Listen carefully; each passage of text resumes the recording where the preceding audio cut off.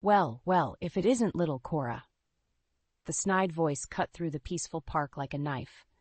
I stiffened, clutching Theo's hand tighter as we turned toward the speaker. An impeccably dressed woman stood there, lips curled in a cruel smile. Elise, my former sister-in-law. Elise. I forced the name out, stomach churning. What are you doing here? I could ask you the same thing. Her eyes flickered to Theo. Though I can't say I'm surprised to find you slumming it in a public park at your age. Isn't a little late to be starting a family? The barbs stung, dredging up old insecurities about my age when I had Theo. But I wouldn't let her see that now. Straightening my back, I met her gaze levelly. I'm doing just fine, thanks for your concern. Elise, shaking her head slowly. Such a shame you couldn't make it work with Alex. My poor brother deserved so much better than a frigid antisocial shrew like you. White-hot anger flashed through me. I opened my mouth, a biting retort rising, when Theo tugged my hand. Mommy, I'm hungry, he said plaintively. Elise's eyes widened as she properly registered his presence. Well, isn't this rich? Playing house with some new man's bastard, are we? That was it. I'd taken her insults, her judgment, for too long. Dropping to one knee, I pulled Theo close. Actually, this is your nephew, I said, relishing the way Elise's sneer morphed into shock. Theo is Alex's son. Silence fell over the park. Elise's perfectly made-up face went slack with disbelief. I drank in her stunned expression for a long moment before rising. You don't get to walk back into our lives and act like you're better than us, I said, mustering every ounce of conviction I possessed. Not after everything you did to rip my family apart. Elise opened and closed her mouth, visibly groping for a response. Finding none, she simply stared, rendered speechless for once. I didn't wait for her to recover her poise. Come on, honey, I murmured to Theo, turning on my heel. Let's go get some food. My heart pounded in my ears as we left Elise behind. Part of me couldn't quite believe I'd done it, confronted the woman who'd tormented me for so long with the truth she clearly never expected. As we exited the park, Theo glanced up at me quizzically. Who was that mean lady, Mommy? I forced a smile, running my free hand over his soft hair. No one important, baby. Just a relic from an old life I've put behind me. The words rang hollow even to my own ears, because no matter how much I tried to forget her, Elise represented a wound that had never fully healed. One I'd have to reopen, for Theo's sake. By the time we reached our favorite diner, my chest had tightened with dread, because there was one harsh reality I couldn't avoid any longer. The one person who deserved to know the truth most. Alex. It all started over 10 years ago, back when I was a socially awkward loner, fresh out of college. I'd scored my dream job at a major tech firm in Seattle, but my crippling shyness made forming connections almost impossible. I was utterly alone, without friends or family in the city. That all changed the night I met Alex. It was at the company holiday party, one of those open bar affairs I usually avoided like the plague. But a rare burst of determination propelled me through the doors that night. I still remember the stifling crowd, the pounding music, my heart hammering in my chest as I scanned the mass of strangers. Then our eyes met across the room, and it was like a bolt of lightning. Alex smiled, that disarmingly charming smile, and suddenly I couldn't breathe. He made his way over, smoothly introducing himself over the din of the party. His confidence was intoxicating, putting me at ease despite my nerves. We spent the whole night talking and laughing, his charisma gradually breaking down my walls. From that night, we became inseparable. Alex drew me out of my shell, coaxing me into social circles I could have never navigated alone. He introduced me to his family, including his doting sister Elise. Looking back now, I wonder if she detected my fragility and pounced. At first, she seemed perfectly lovely, embracing me as a sister and showering me with affection. It was the sort of unconditional acceptance I'd craved my whole life. Alex and I were deliriously happy when we married a year later, never guessing the malice Elise harbored. It started small, little backhanded comments here and there that I brushed off as harmless jokes. Gradually, they grew more insidious, exposing her true contempt. Elise mocked my professional drive, calling me obsessive and dismissing my accomplishments. More poisonously, she undermined me at every turn to Alex. She's not really maternal material, you know, she'd murmur, casting disparaging looks my way whenever kids were around. Far too career-focused to be a good mother. Her slick manipulations began driving an invisible wedge between Alex and me. Late nights at the office led to bitter fights, with Elise whispering in his ear that I was neglecting him. The more I tried to make Alex understand, the more he pulled away, descending into suspicious silences and brooding looks. "You're too intense, babe." He'd sigh wearily during one of our last fights. "I need someone who can just relax." That was Elise's favorite line, I realized with dawning horror. She was systematically dismantling my identity, reframing my work ethic and focus as flaws in her campaign to turn Alex against me. And from the increasingly hardened look in his eyes, it was working. When I learned I was pregnant, part of me hoped it might be the wake-up call Alex needed to see through Elise's schemes. But in my heart, I knew it was already too late. The man I loved was lost to me, drowned in his sister's venomous lies. And Elise's cruelty towards me was just getting started. Elise didn't waste any time once she discovered I was pregnant. Within weeks, the seeds of suspicion she'd been planting in Alex's mind finally bore poisonous fruit. "Oh, Cora, you didn't think I wouldn't find out?" Her voice was a mixture of mock sympathy and undisguised glee. She tossed a folder stuffed with papers on the coffee table in front of me. "It's all right here, in case you want to come clean." My heart dropped into my stomach as I flipped through the documents. Pages of emails and texts allegedly from me, arranging secret liaisons with a coworker named Greg. The timestamps, the locations, even the suggestive language used, it was all so meticulously constructed, so authentic seeming. "Where did you get these?" I asked hoarsely, shaking my head in disbelief. "These are fake, total fabrications." "Are they?" Elise arched one perfect eyebrow. "I'd take a good long look before you go spouting denials, sis. Those don't exactly paint the picture of a faithful wife." On cue, the front door opened and Alex strode in, his expression darkening when he saw the sheer panic on my face. "What's going on?" he demanded. "Elise, what is all this?" "I'm so sorry, Alex." Elise shook her head sadly, looking at me with feigned disappointment. "But I've discovered Cora's been, well, less than faithful." "That's not true," I cried desperately. "Alex, you have to believe me. None of this is real. She's setting me up." But Alex wouldn't meet my eyes. He was staring fixedly at the file, as if the damning evidence was burning holes through his retinas. I watched his jaw tighten, his fists slowly clenching as Elise slid an arm around his shoulders. "I hate to be the bearer of bad news, but you deserve to know the truth," she murmured, "about the kind of woman you married. The important thing now is putting this betrayal behind you and... get out." The words dropped like ice from Alex's lips, freezing Elise mid-sentence. She blinked owlishly at her brother. What?" "Get out." He shrugged off her arm, finally lifting his gaze to mine, and my heart shattered at the disgust blazing in his eyes. "Both of you, now." Elise looked like she'd been slapped. "Alex, don't be ridiculous. We need to talk about this. Think it through." "No." His voice was granite. "We're done talking. What's there to discuss when my pregnant wife has been cheating on me this whole time?" The air rushed out of my lungs in a choked sob. "Alex, no, you know me. I would never." But he was already stalking down the hallway, slamming the bedroom door behind him. In that awful, interminable silence that followed, Elise twisted her mouth into a vindicated smirk.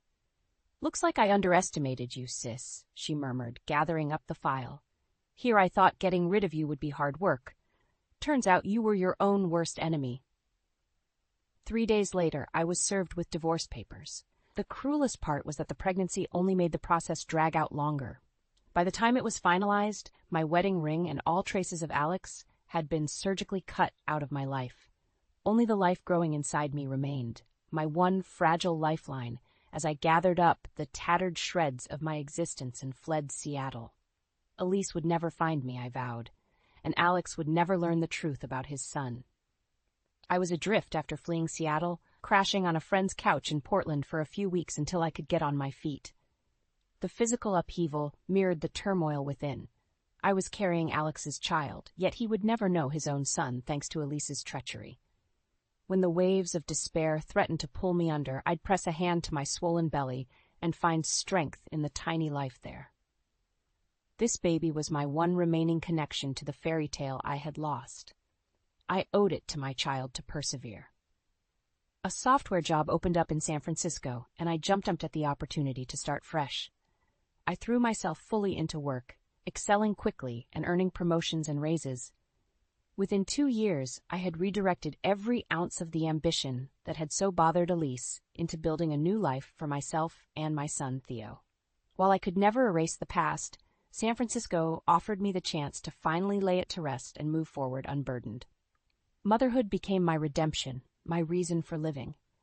Theo was my whole world. All the love and hopes I'd once placed in Alex, I channeled into raising my bright, curious, endlessly delightful little boy. Of course, Elise never left my thoughts entirely. Her smug, triumphant expression as she shattered my life was seared into my mind.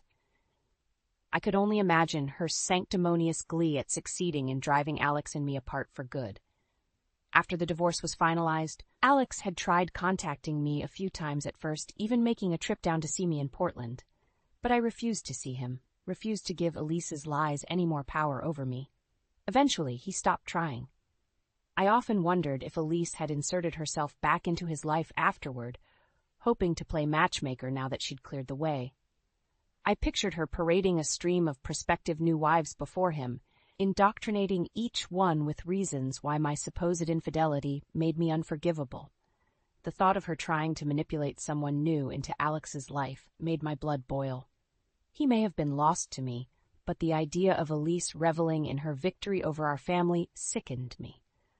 A small, vindictive part of me hoped Alex would defy her, remaining stubbornly single, just to spite her schemes. From what I heard through old friends back in Seattle, that appeared to be exactly what happened.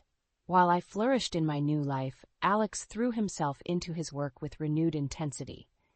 He became a multimillionaire before 30, leading his company to massive success and profiting enormously. Still, there were whispers that his personal life was non-existent.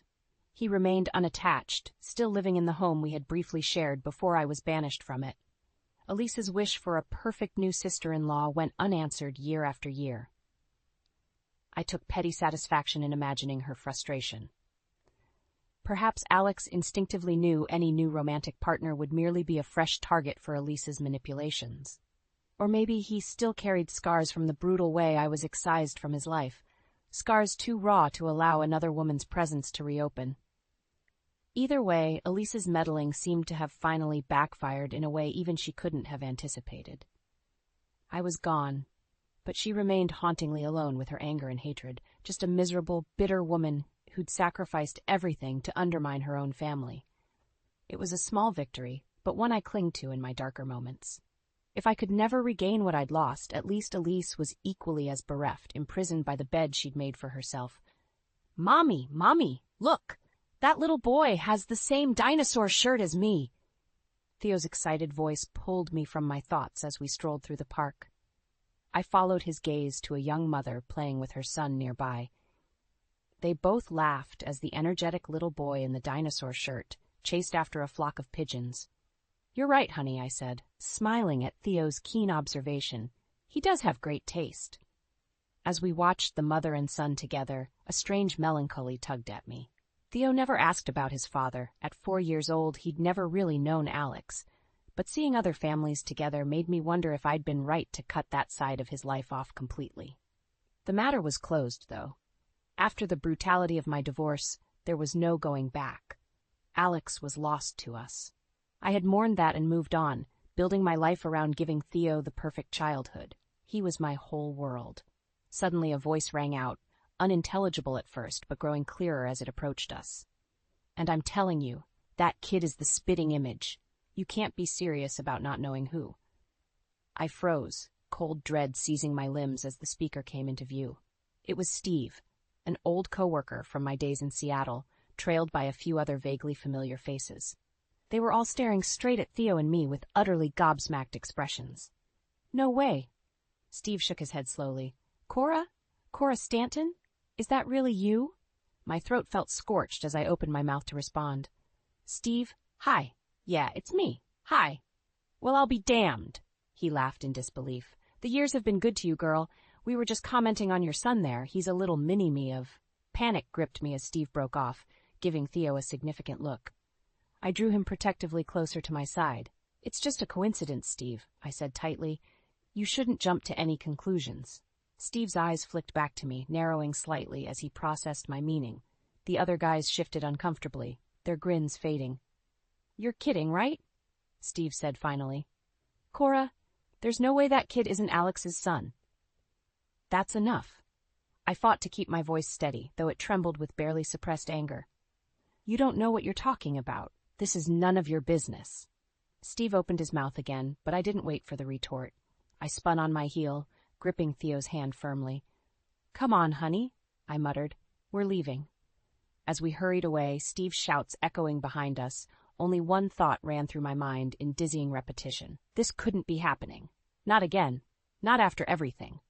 But deep down, I knew the truth I'd fought so hard to bury was finally exposed.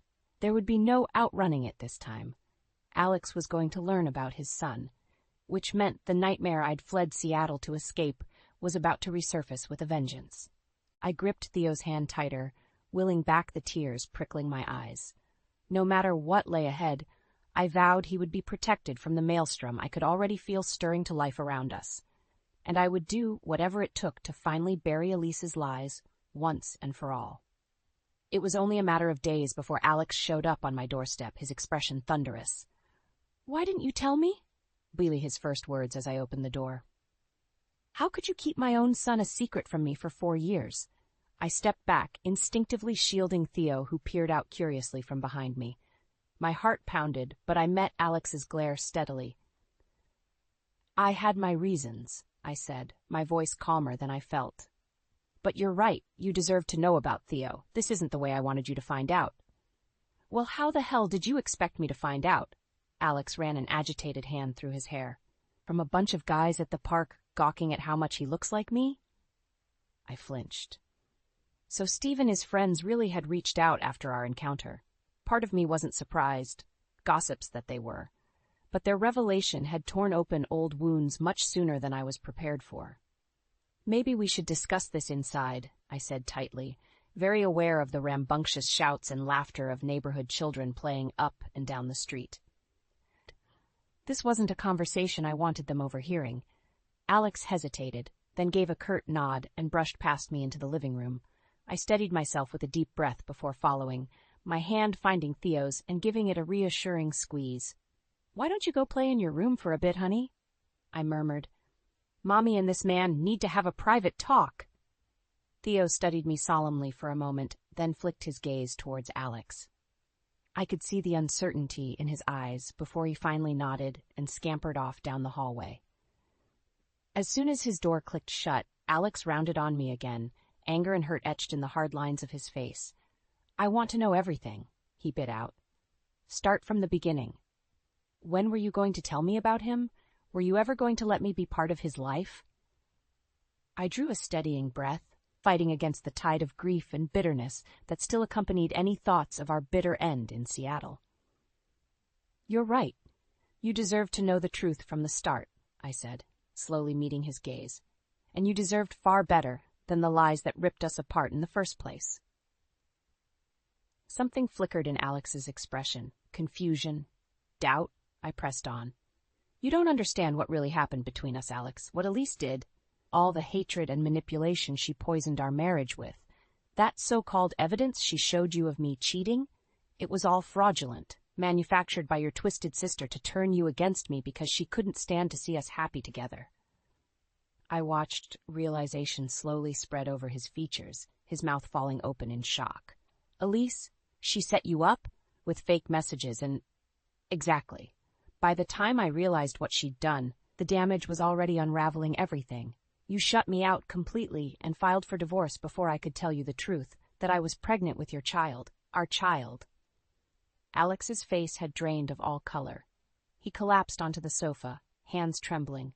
"My God, Cora? What she did?" His haunted eyes found mine again. "And you've been raising Theo alone all this time because of her lies?" I nodded, a lump rising in my throat. "I wanted to stay and fight, to make you see the truth. But I was so afraid of what Elise might do, what other lies she might fabricate to take my son from me too. So I left Seattle for Theo's sake, to start over somewhere she could never find us." Alex's face contorted in anguish, and he dropped his head into his hands. "I'm so sorry, Cora," he rasped. "I'm sorry I couldn't see what was happening. I'll never be able to make up for the years I missed with my own son because of her deceptions." Despite my own swirling emotions, my heart ached seeing him in such distress. I rose from my seat, tentatively approaching and resting a hand on his shoulder.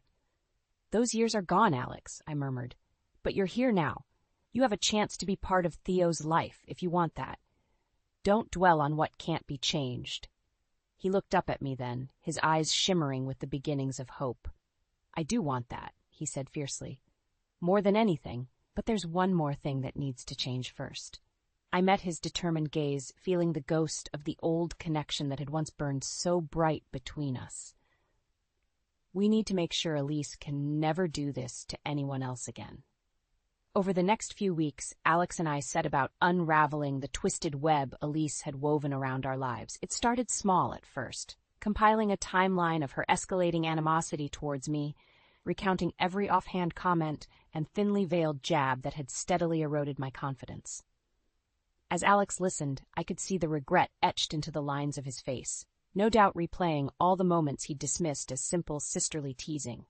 But there was a renewed fire in his eyes, too, a grim determination to chase down every last lie. We pored over the fabricated evidence Elise had presented of my supposed infidelity.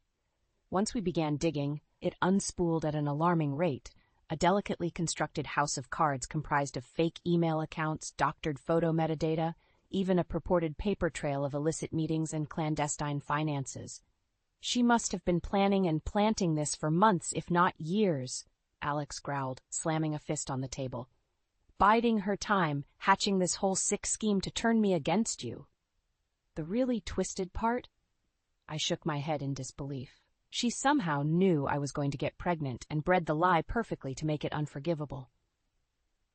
Alex's jaw set in a hard, uncompromising line. "She's deranged, truly deranged, if she thought obliterating an innocent child was an acceptable price for getting her way." I shuddered at his words. Was Elise's grudge really so all-consuming that she would willingly destroy her own nephew before he'd even entered the world? Just to deprive me of the family she resented? As much as I wanted to dismiss the notion, the deeper we delved, the more I realized we'd been naive about the true depravity of Elise's mindset. With each uncovered forgery, it became more evident that her crusade against me had pervaded every facet of her life. She had spared no expense or moral boundary to sabotage our happiness. By the time we'd followed the trail to its inevitable end, implicating Elise's inner circle of friends and confidants, even her employer and church community in facilitating the scheme, a horrifying picture had formed.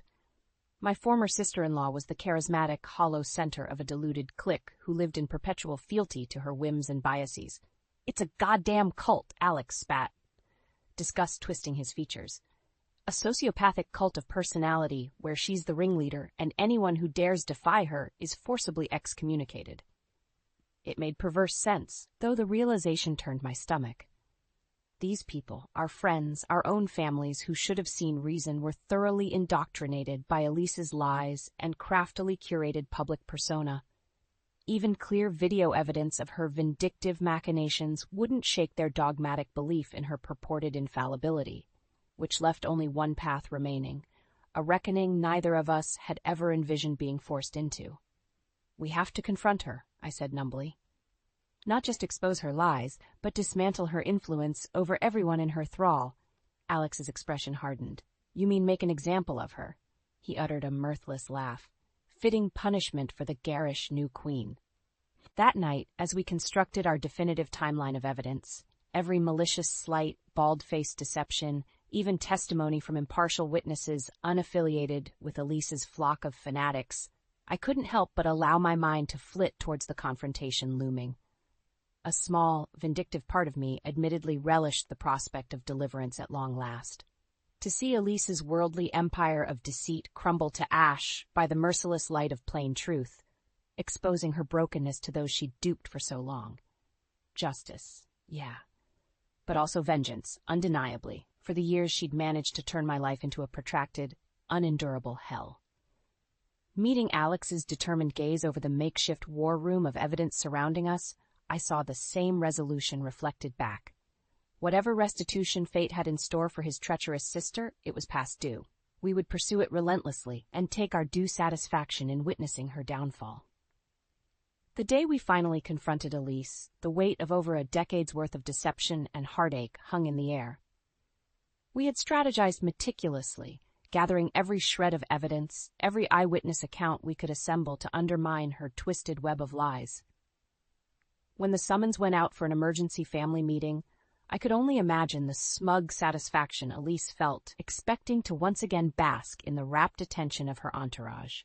Her bubble of delusion was about to be violently burst. Sitting in the audience as she swept into the room, head held high, I felt a surge of bitterness.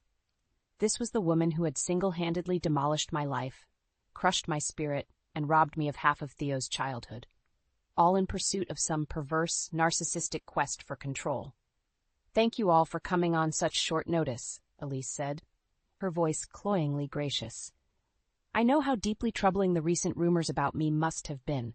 Rest assured, I have called this meeting to put any uncertainty to—" "Can it, Elise?" Alex's voice rang out, stopping her cold. All eyes turned to see him standing in the back, folders in hand.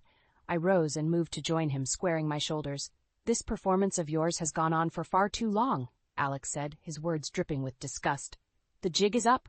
We know everything." A hush fell over the room. Elise's perfectly composed mask slipped for just a moment, registering shock before she rallied with a disdainful sniff. "I have no idea what melodrama you're concocting now," she said, rolling her eyes for effect. "But whatever fantasy world you've constructed, I can assure you, save it." Alex tossed a stack of emails on the table in front of her. "We have proof that you fabricated evidence to sabotage my marriage to Cora. Fake emails, doctored photographs, all part of your twisted vendetta to turn me against her." Elise paled, staring at the printouts. I watched the sycophantic supporters in the crowd shuffling nervously, whispering behind cupped hands. "We all know you never approved of my wife," Alex pressed on relentlessly, "because you were threatened by her strength, by her success. You saw her ambition as a weakness and set about systematically undermining her at every turn until you made it a self-fulfilling prophecy." Stunned silence from the crowd. Elise licked her lips, struggling to formulate a response as the truth was methodically gutted before her captive audience. That's preposterous," she sputtered finally. "You're allowing Cora's bitter rantings to deceive you." "We have witnesses, Elise," I said, my voice as hard as steel. "People who can corroborate every instance of your lies and manipulations dating back over a decade. This isn't a deception. It's long overdue justice." I could pinpoint the exact moment Elise realized her facade was irreparable, that her pathological web of control was collapsing in on itself. Her shoulders slumped, vulnerability flickering across her features before she rallied with a snarl of fury. "You self-righteous ingrates have no idea what I've sacrificed," she raged, turning to the crowd, her composure shattering. "I only ever wanted to protect this family, to preserve our legacy. You're all blinded fools for believing these lies." But it was too late. The spell was broken. Her once worshipful flock was exchanging uneasy glances now, seeing the manic desperation simmering beneath her polished exterior. "Please," she croaked, rounding on Alex with imploring hands outstretched. "You have to believe me. I did it all for you, for your own good." Alex stared back, his gaze unflinching. "I've heard all I need to hear. You're a cancer, Elise, and you've spread through this family for the last time." Her anguished wail was like a wounded animal, as realization finally cemented. The life she'd worked so obsessively to orchestrate was crumbling to ash. When the disgraced, sobbing figure collapsed in on itself, not a single hand was extended to help. Elise's stranglehold was irrevocably shattered. By the time the last torrent of enraged denials and desperate entreaties petered out, she was utterly alone, ostracized from the very inner circle she'd subjugated for so long. As the room emptied, leaving only Alex, Theo, and I standing amid the wreckage of her downfall, I felt an immense weight lift from my shoulders. At long last, the biggest lie of all she'd been living had been revealed, the wholehearted belief that her twisted, narcissistic cause was worth ruining actual lives over. I looked to Alex then, and saw the same haunted awe reflected in his eyes. After so many years treading water in the wake of Elise's selfish rampage, Solid ground stretched out ahead at last. Whatever the future held, be it permanent separation or cautious steps towards some form of reconciliation, one thing was clear now: a new chapter had begun for our family, one unburdened by Elise's toxic parasitic influence. A harsh reunion in the park had detonated this all those months ago, but with her poisonous reign of manipulation finally, definitively ended, perhaps some semblance of healing could finally take root as well.